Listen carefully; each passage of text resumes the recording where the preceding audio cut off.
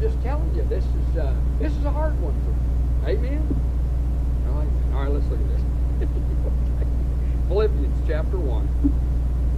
And we hit verse 7. And it says this: just as it is right for me to think this of you all, because I have you in my heart, inasmuch as both in my chains, that's when he was imprisoned, obviously, which he still is at this time, and in the defense and confirmation of the gospel, you all are partakers with me of grace. For God is my witness, how greatly I long for you all with the affection of Jesus Christ. Well, that's a mouthful, amen. Now, the first thing you'll notice is he is saying that this passion is obligatory. That's a word, I looked it up. I may not be pronouncing it right, but whatever. It's an obligation. I'm trying to get the Tory in there because it rhymes with everything else. So it's obligatory, and it's interesting because it says it is right. And if you look at the lexicon, like Bayer's lexicon, it says this about that particular Greek word. It says it denotes that which is obligatory in view of certain requirements of justice. Now, in other words, that's a fancy way of saying Paul's passion for the Philippians was an obligation. In other words, they had done so much for him that he couldn't help but have a strong desire for them. When he was suffering, for example, they sympathized with him. When he was in prison, they sent people to him to visit with him. When he needed financial help, they sent him money. When he needed an assistant, somebody to help him, they actually sent people to him. And so what he's saying is, man, when I think about it, and this didn't go on for 10 days, it was over a decade now, and he's saying, when I think of you, it is right. Why? When I'm out defending the gospel, whether I'm in chains, whatever I am, I remember this. You support me. You pray for me. You send money to me. That's what he's saying. Philip said this. He said, it was no light thing to be charged with proclaiming the advent of a kingdom other than Rome, and a king greater than Caesar. Anyone who showed friendship and sympathy for such an insurrectionist, which is what Paul would have been, might soon share his chains and his cross. The Philippians paid no heed to the danger. They boldly stood by Paul, and keep in mind the Caesars were not known to be tolerant towards those suspected of acts of treason, and the imperial spies and secret police were everywhere. So you have to understand, it's not even like let's say here, you say, well, we support your ministry and all that. It's not even the same as that.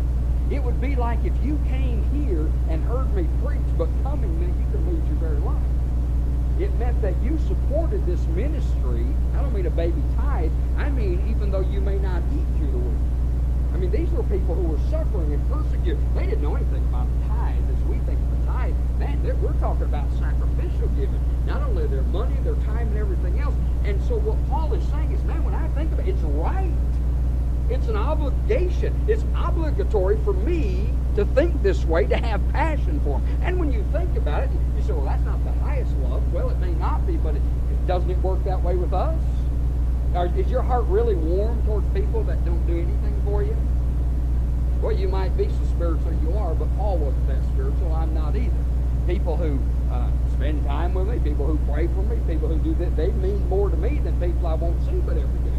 Now, that's selfish, I guess it is, but that's what Paul's saying here. And I think if you think about it, I'll tell you, just look at come Christmas or whatever, someone's birthday. When you think of these things, you don't do things for people that you don't that you never see or anything. It's those special people you got in your way for, right? Well, amen. Now, the second thing is it starts mentally. That'll lose a lot of us. It starts mentally. Now, notice what he says. Don't miss it. He says, "For it is right to think." I love that New Living Translation. Frankly, I think it's a great translation. I really enjoy reading that thing. But it says to feel. Well, that's too bad because it's not the word for feel. It's the word think. In fact, let me show you how it's used. Same exact word throughout this little epistle. Look with me at chapter 2 and verse 2. That always sounds good on the tape.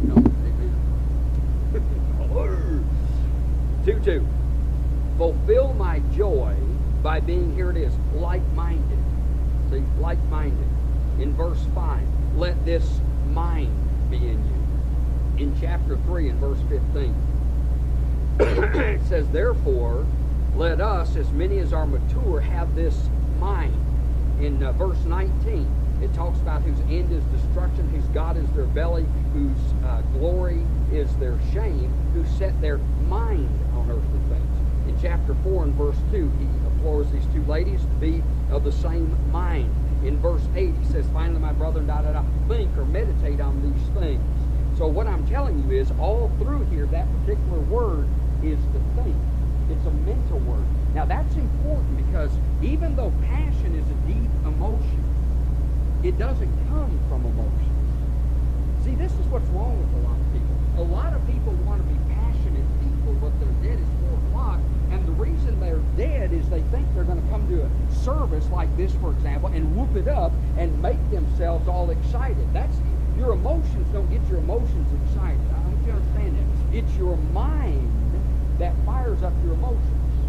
The most emotional, passionate people here tonight are the ones that studied the Bible all through the week.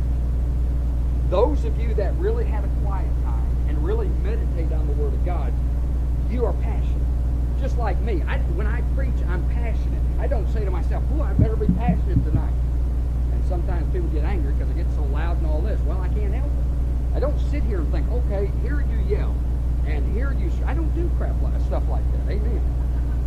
What do? I study this, and as I study it, the Spirit of God takes the Word of God, and I'm thinking about it, sanctified thinking, and as I do, my emotions get fired up. You follow that? Bob George said this, we must realize that whatever we put into our minds will affect our emotions. Our emotions always follow our thoughts. That's why, as a man thinketh, so he is. He says they are responders. You get that? Your emotions are responders. Therefore, whatever a man puts into his mind and thinks about determines what he will feel.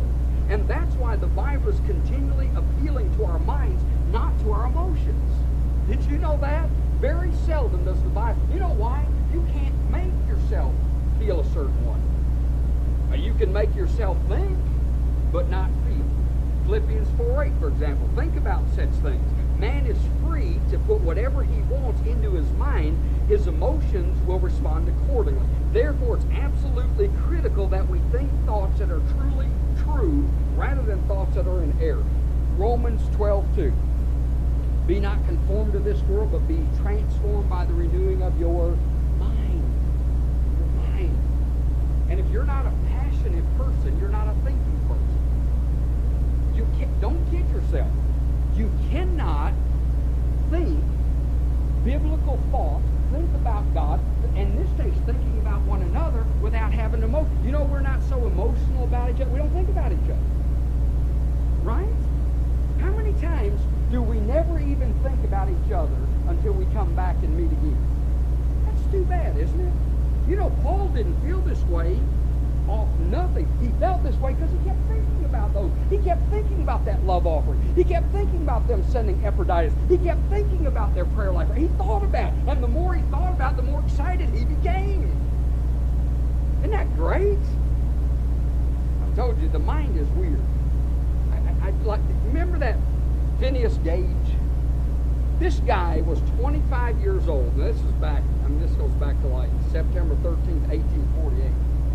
And Phineas, he was a construction foreman, and they blew stuff up, and he was blowing this thing up, and it blew up before he was supposed to blow up, and it took a rod. It was 3 feet 7 inches long. It weighed 13 pounds, and it blew up and went through his cheek and out his head. I mean, all the way out. Now, here this guy is, and he's got a hole in his joking head. I mean, all the way through it. You know why? What do you do? He never lost consciousness. He never stopped talking to him. The doctors in that day weren't nothing like the doctors today. They shipped him off to, you know what, within 10 weeks he was back on his job working. That's a fact. And within a few days he got fired. And the reason he got fired, he was totally different. His boss, listen to his boss, he said before the accident he was efficient, capable, kind, polite. Now he's foul-mouthed and rude and easily annoyed. You know them, they call him a lobotomy, I believe. That's from this guy. Because what they discovered was you can do certain things to the brain and it alters the way, personality. Now that's weird, isn't it? I'm just trying to tell you, the mind is so vital. If you are ever going to be a passionate man or woman of God, you better understand it starts with right thinking, not feel. Don't worry about your feelings. That's not your problem. Let me show you a weird one. Look at Mark 5. I mean, this guy, he's weird.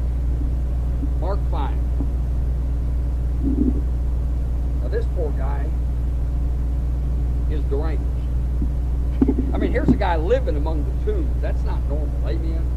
And it says he has an unclean spirit, so he's obviously demonically possessed. He's cutting himself. They bind him up with chains, and he breaks the chains, and he's a nut. Everybody's scared to death of him. He's crazier than a loon. And then Jesus shows up to this guy. Remember this? And he cast out the demons. Remember Legion? There's a whole pile of them in there. And watch. What I thought was so fat, this guy is an emotional basket case, and yet look with me at verse 15. Mark 5:15. It says, then they came to Jesus and saw the one who had been demon-possessed and had the legion. Now watch this. Sitting and clothed in his what? Do you see that? That tells you something. All of his emotional weirdo stuff was related to his mind. And when Jesus is done, he's got a right mind. Get your mind right. You know one of the greatest ways you get your mind right? It's memorizing Scripture and meditating on the Word of God. The Word of God. If you've got a problem with depression, you start memorizing them. You say, I can't do it. That's a satanic law. You tell Satan to head in, and you start memorizing as many verses as you can, and you will be shocked at how the Word of God will have an impact. Now, I don't mean just memorize it, da-da-da. I mean memorize it and meditate and think about it. Boy, it'll come. I tell you, the other week, I lose track of time. I don't know what it was. You ever been just frustrated? Why was I so emotionally ticked off? My mind wasn't right. And here I was. Of course, half the time I can't sleep anyway. I don't know what it is. I think too much. That's it. I go to bed. I keep, anyway, I'm up thinking. And, the Holy Spirit brought to my mind, and this is a weird one because Eli's a blooming idiot. This is something Eli said. It's in 1 Samuel chapter 3, verse 18. And it says this. God's going to judge this guy, and his response is, it is the Lord. Let him do what seems good to him. And you know what? I got to meditate on that. And I thought to my first thought came to my mind, it is the Lord. In other words, what he's saying is, God is behind this thing. God is the one in control. I stopped and I thought to myself, now you listen, John Palmer, everything that happens in your life, there needs to be a recognition that God is in control of every circumstance there is. And so I thought, okay, I'm going to start, and I spent 2 or 3 days just recognition. Okay, recognition. I'm going to recognize whatever happens, it's God. Second, resignation. Because he says, let him do as seems good to him. Hey, why did he say that? You say, how are you going to stop God? It's important to God that you resign yourself and surrender to him. Don't argue with him. Let him do what he wants to do. Not just recognition, but resignation. Not just saying this is from God, but hey, if it's from God, I resign to myself to God's will. And the last thing was the reason. What seems good to him. And what a thrill I got, because it was if God said, it don't seem good to you, does it? I said, no, it don't. But the reason for the resignation is it seems good to the Lord. It doesn't seem good to me. It doesn't seem right to me, but it seems good to him. And if it's good to him, it must be good. Now, recognition, resignation, and reason. And I tell you, for the last 2-3 weeks, I've been meditating on that, and boy, it just helped me so much.